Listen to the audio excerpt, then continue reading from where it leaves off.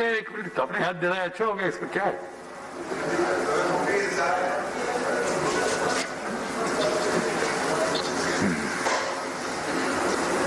आदरणीय सभापति महोदय, लद्दाख की सीमाओं पर विगत कुछ महीनों में घटित घटनाओं का ब्यौरा सदन के सम्मानित सदस्यों के सामने रखने के लिए आज मैं यहाँ उपस्थित हूँ।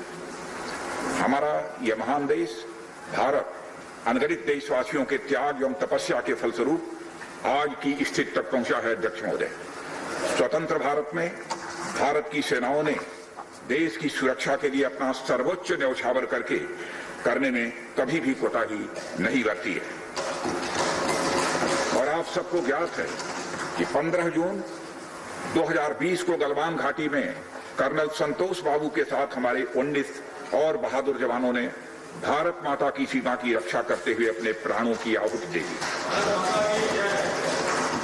हमारे प्रधानमंत्री श्री नरेंद्र मोदी जी ने स्वयं लद्दाख जाकर वीर जवानों का हौसला बढ़ाया। मैंने भी बहादुर जवानों से मिलकर उनके शौर्य और अटूट साहस का स्वयं भी अनुभव किया है। अध्यक्ष महोदय, सबसे पहले मैं संक्षेप में चाइना के साथ हमारे बाउंड्री इश्यूज के बारे में बताना चाहता हूं। जैसा कि सदन इस बात से अवगत है कि भारत एवं चाइना का सीमा का प्रश्न अभी तक अनसुलझा है। भारत और चाइना की बाउंड्री का कस्टमरी और ट्रेडिशनल अलाइनमेंट चाइना नहीं मानता है। यह सीमा रेखा वेल एस्टेब्लिश्ड भौगोलिक सिद्धांतों पर आधारित है, जिसकी पुष्टि न केवल ट्रीटीज और एग्रीमेंट्स द्वारा बल्कि हिस्टोरिक यूसेज और प्रैक्टिसेस द्वारा भी सभापति महोदय हुई है। इससे दोनों देश सदियों से अवगत हैं, जबकि चाइना यह मानता है कि बाउंड्री अभी भी औपचारिक रूप से निर्धारित नहीं है। साथ ही चाइना यह भी मानता है कि हिस्टोरिकल जुरिस्डिक्शन के आधार पर जो ट्रेडिशनल कस्टमरी लाइन है उसके बारे में दोनों देशों की एक अलग अलग व्याख्या है। दोनों देश 1950 और 1960 के दशक में इस पर बातचीत कर रहे थे, परंतु पारस्परिक रूप से स्वीकार्य समाधान नहीं निकल पाया था। सभापति महोदय, जैसा कि यह सदन अवगत है कि चाइना लद्दाख में भारत की लगभग 38,000 स्क्वायर किलोमीटर भूमि का अनधिकृत या कब्जा किए हुए है। इसके अलावा 1963 में एक तथाकथित बाउंड्री एग्रीमेंट के तहत पाकिस्तान ने पाक ऑक्युपाइड कश्मीर की 5,880 स्क्वायर किलोमीटर भारतीय जमीन अवैध रूप से चाइना को सौंप दी है। चाइना अरुणाचल प्रदेश की सीमा से लगे हुए लगभग 90,000 स्क्वायर किलोमीटर भारतीय क्षेत्र को भी अपना ही बताता है। सभापति महोदय, भारत तथा चाइना दोनों ने औपचारिक तौर पर यह माना है कि सीमा का प्रश्न एक जटिल मुद्दा है, जिसके समाधान के लिए पेशेंस की आवश्यकता है तथा इस मुद्दे का फेयर, रीजनेबल और म्यूचुअली एक्सेप्टेबल समाधान शांतिपूर्ण बातचीत के द्वारा निकाला जाए। ये दोनों इस बात पर सहमत हैं। अंतरिम रूप से दोनों पक्षों ने यह मान लिया है कि सीमा पर शांति और स्थिरता बहाल रखना द्विपक्षीय संबंधों को बढ़ाने के लिए यह नितांत आवश्यक है। मैं यह भी बताना चाहता हूं सभापति महोदय कि अभी तक इंडिया चाइना के बॉर्डर एरियाज में commonly delineated line of actual control नहीं है और एलएसी को लेकर दोनों का परसेप्शन भी यह अलग अलग है। इसलिए पीस और ट्रैंक्विलिटी बहाल रखने के लिए दोनों देशों के बीच कई तरह की एग्रीमेंट्स और प्रोटोकॉल्स भी हुए हैं। इन समझौतों के तहत दोनों देशों ने यह माना है कि एलएसी पर शांति और स्थिरता बहाल रखी जाए, जिस पर एलएसी की अपनी अपनी रेस्पेक्टिव पोजीशंस और बाउंड्री क्वेश्चंस का कोई प्रभाव नहीं पड़ेगा। इस आधार पर वर्ष 1988 के बाद से दोनों देशों के बाइलेटरल रिलेशंस में काफी विकास भी हुआ है। भारत का मानना है कि बाइलेटरल रिलेशंस को विकसित किया जा सकता है तथा साथ ही साथ बाउंड्री के मुद्दे के समाधान के बारे में चर्चा भी की जा सकती है। यह हम दोनों काम कर सकते हैं, परंतु एलएसी पर पीस और ट्रैंक्विलिटी में किसी भी प्रकार की गंभीर स्थिति का बाइलेटरल रिलेशंस पर निश्चित रूप से असर पड़ेगा, यह बात भी दोनों पक्षों को अच्छी तरह समझनी चाहिए। वर्ष 1993 और 1996 के समझौते में इस बात का जिक्र है कि एलएसी के पास दोनों देश अपनी सेनाओं की संख्या कम से कम रखेंगे। समझौते में यह भी है कि जब तक बाउंड्री इशू का पूर्ण समाधान नहीं होता है, तब तक एलएसी को स्ट्रिक्टली रेस्पेक्ट और एडहेर किया जाएगा और उसका उल्लंघन किसी भी सूरत में नहीं किया जाएगा।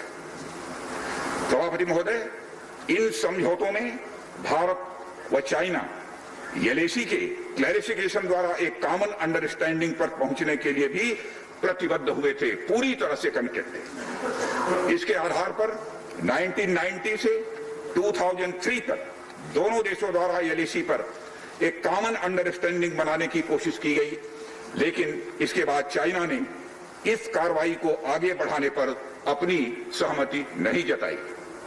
इसके कारण कई जगहों पर चाइना तथा भारत के बीच एलएसी परसेप्शंस में ओवरलैप बराबर बना रहता है। इन क्षेत्रों में तथा बॉर्डर के कुछ अन्य इलाकों में दूसरे समझौतों के आधार पर दोनों की सेनाएं फेस आसाद की स्थिति का बराबर समाधान निकालती हैं, जिससे कि शांति कायम रहे।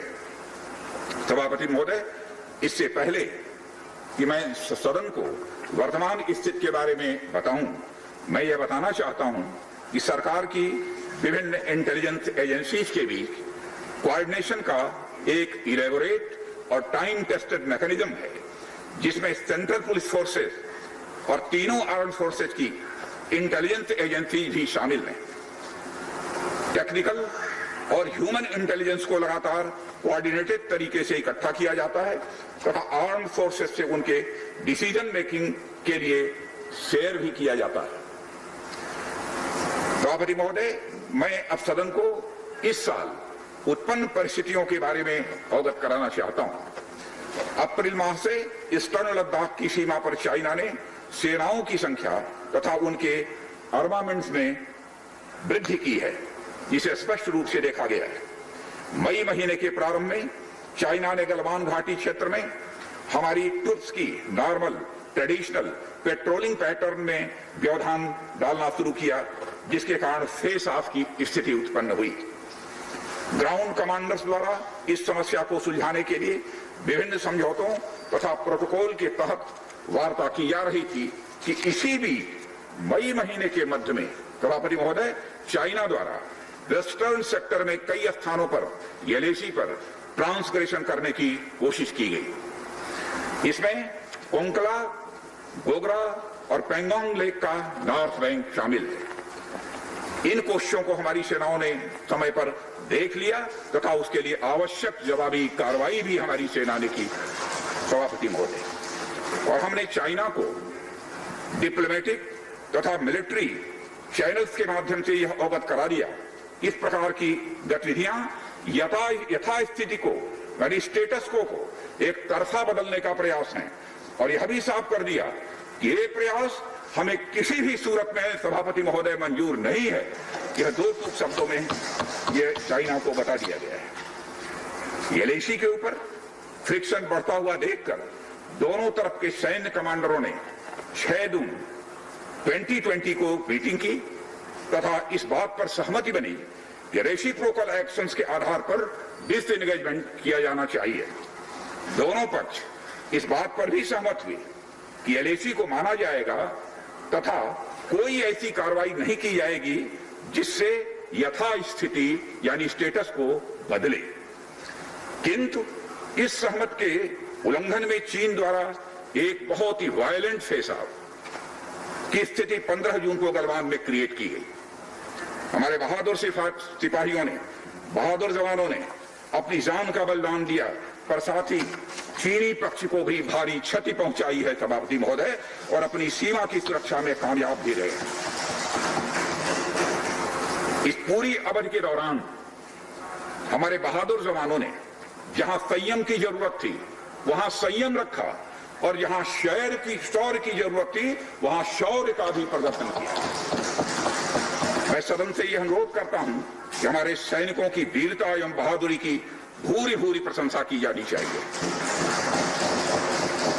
हमारे बहादुर जवान अत्यंत मुश्किल परिस्थितियों में अपने अथक प्रयास से समस्त देशवासियों को सुरक्षित रखने के अपने दायित्व का निर्वहन कर रहे हैं।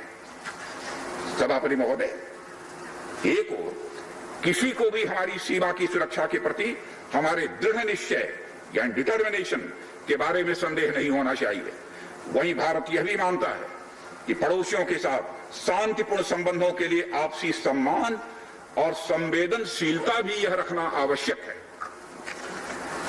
क्योंकि इस मौजूदा स्थिति का बातचीत के जरिए समाधान चाहते हैं, हमने चाइनीज साइड के साथ डिप्लोमेटिक और मिलिट्री एंगेजमेंट बनाए रखा है। इन डिस्कशंस में 3 की प्रिंसिपल्स हमारी अप्रोच को सभापति महोदय तय करते हैं। पहला, दोनों पक्ष को एलएसी का सम्मान और कड़ाई से पालन करना चाहिए। फर्स्ट। सेकंड, किसी भी पक्ष को अपनी तरफ से यथास्थिति का यानी स्टेटस को का उल्लंघन करने का प्रयास नहीं करना चाहिए। थर्ड, दोनों पक्षों के बीच सभी समझौतों और अंडरस्टैंडिंग्स का पूर्णतया पालन करना चाहिए। चाइनीज साइड की यह पोजीशन है कि स्थिति को एक जिम्मेदार ढंग से हैंडल किया जाना चाहिए और द्विपक्षीय समझौतों एवं प्रोटोकॉल के अनुसार शांति एवं स्थिरता सुनिश्चित किया जाना चाहिए।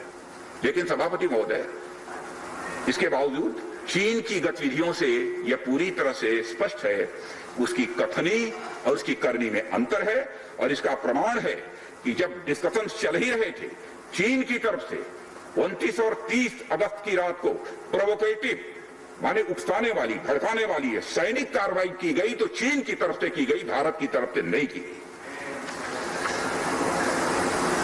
जो पेंगोंग लेक के साउथ बैंक एरिया में स्टेटस को बदलने का एक चीन के द्वारा प्रयास किया गया, लेकिन एक बार फिर हमारी आर्म फोर्सेस के द्वारा सभापति महोदय टाइमली व फर्म एक्शंस के कारण उनके प्रयास किसी भी सूरत में सफल नहीं हो पाए। सभापति महोदय, जैसा कि उपर्युक्त घटनाक्रम से स्पष्ट है, चीन की कार्रवाई से हमारे विभिन्न द्विपक्षीय समझौतों के प्रति उसका डिसरिगार्ड दिखता है। चीन द्वारा ट्रुप्स की भारी मात्रा में तैनाती किया जाना 1993 और 1996 के समझौतों का उल्लंघन है। एलएसी का सम्मान करना और उसका कड़ाई से पालन किया जाना सीमा क्षेत्रों में शांति और सद्भाव का यह आधार है, और इसे 1993 और 1996 के समझौतों में स्पष्ट रूप से स्वीकार भी किया गया है, जबकि हमारी आर्म फोर्सेस इसका पूरी तरह से पालन करती हैं। सभापति महोदय, चाइनीज साइड की ओर से ऐसा नहीं हुआ है। उनकी कार्रवाई के कारण एलएसी के आसपास समय समय पर फेस ऑफ और फ्रिक्शंस पैदा हुए हैं। जैसा कि मैंने पहले भी उल्लेख किया, इन समझौतों में फेस ऑफ की स्थिति से निपटने के लिए विस्तृत प्रोसीजर्स और नॉर्म्स भी निर्धारित हैं। तथापि इस वर्ष हाल की घटनाओं में चाइनीज फोर्सेस का वायलेंट कंडक्ट सभी म्यूचुअली एग्रीड नॉर्म्स का यह पूर्णतया उल्लंघन है। सभापति महोदय, अभी की स्थिति के अनुसार चाइनीज साइड ने एलएसी और अपने अंदरूनी क्षेत्रों में बड़ी संख्या में सैनिक टुकड़ियां और गोला बारूद मोबिलाइज किया हुआ है। पूर्वी लद्दाख और गोगरा, कोंकड़ा और पेंगोंग लेक का नॉर्थ और साउथ बैंक पर कई फ्रिक्शन एरियाज हैं। चीन की कार्रवाई के जवाब में हमारी आर्म फोर्सेस ने भी इन क्षेत्रों में उपयुक्त काउंटर डिप्लॉयमेंट्स किए हैं, ताकि भारत की सीमा पूरी तरह से सुरक्षित रहे। अध्यक्ष महोदय, सदन को आश्वस्त रहना चाहिए फिर से बात दोहराना चाहता हूं सभापति महोदय, सदन को आश्वस्त रहना चाहिए कि हमारी आर्म्ड फोर्सेस इस चुनौती का सफलता से सामना करेंगी और इसके लिए उन्हें सचमुच उन पर हमें गर्व है। अभी जो स्थिति बनी हुई है उसमें संवेदनशील ऑपरेशनल मुद्दे शामिल हैं, सेंसिटिव ऑपरेशनल इश्यूज यह शामिल है। इसलिए मैं इस बारे में ज्यादा ब्यौरे का खुलासा नहीं करना चाहूंगा और मैं आश्वस्त हूं यह सदन इस संवेदनशीलता को समझेगा। सभापति महोदय, कोविड-19 के चुनौती भरे समय में हमारी आर्म्ड फोर्सेज और आईटीबीपी का तेजी से डिप्लॉयमेंट हुआ है। उनके प्रयासों को एप्रिशिएट किए जाने की जरूरत है और यह इसलिए भी संभव हुआ है क्योंकि सरकार ने पिछले कुछ वर्षों में बॉर्डर इंफ्रास्ट्रक्चर के विकास को काफी अहमियत दी है। सदन को जानकारी है कि पिछले कई दशकों में चीन ने बड़े पैमाने पर इंफ्रास्ट्रक्चर एक्टिविटी सीमा पर प्रारंभ की है, जिनसे बॉर्डर एरियाज में उनके डिप्लॉयमेंट की क्षमता भी बढ़ी है। इसके जवाब में हमारी सरकार ने भी बॉर्डर इंफ्रास्ट्रक्चर डेवलपमेंट के लिए बजट को बढ़ाया है, जो पहले से लगभग 2 गुना से अधिक है। इसके फलस्वरूप बॉर्डर एरियाज में काफी रोड्स और ब्रिजेस भी बनाए गए हैं।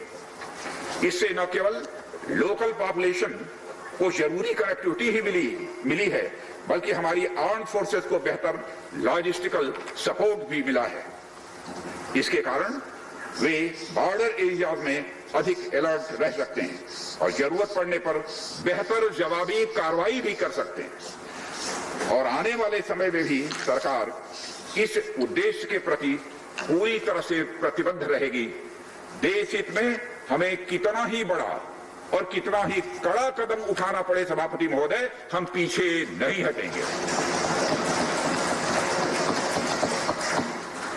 माननीय सभापति महोदय, मैं इस बात पर बल देना चाहूंगा कि भारत हमारे बॉर्डर एरियाज में मौजूदा मुद्दों का हल शांतिपूर्ण बातचीत और विचार विमर्श के जरिए किए जाने के प्रति पूरी तरह से प्रतिबद्ध है। इस उद्देश्य से मैं अपने चाइनीज काउंटर पार्ट से 4 सितंबर को मॉस्को में मिला और उनसे हमारी मौजूदा स्थिति के बारे में व्यापक चर्चा भी हुई है।